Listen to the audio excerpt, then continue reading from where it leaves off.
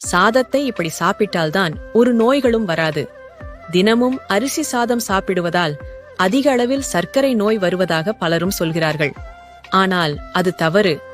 நாம் எப்படி சாப்பிடுகிறோம் என்பதுதான் முக்கியம். இன்று குக்கரில் வேக வைத்த சாதத்தை பலரும் சாப்பிடுகிறார்கள். கஞ்சியை வடிக்காமல் சாதம் சாப்பிடுவதால் தான் நீரிழிவு ஏற்படுகிறது. சாதம் வடித்த கஞ்சி சூடாக இருக்கும்போது சிறிது உப்பை போட்டு பருகினால் கண் எரிச்சல், பித்தம் ஆகியவை சரியாகும். ஆனால் கஞ்சியை ஆறிப்போய் குடித்தால் வாயுவை ஏற்படுத்தும். சாதம் உலையில் கொதிக்கும் போதே கஞ்சியை எடுத்து பருகினால் நீர்க்கடுப்பை நீக்கும். கொதிக்க கொதிக்க சாதத்தை சாப்பிடக்கூடாது.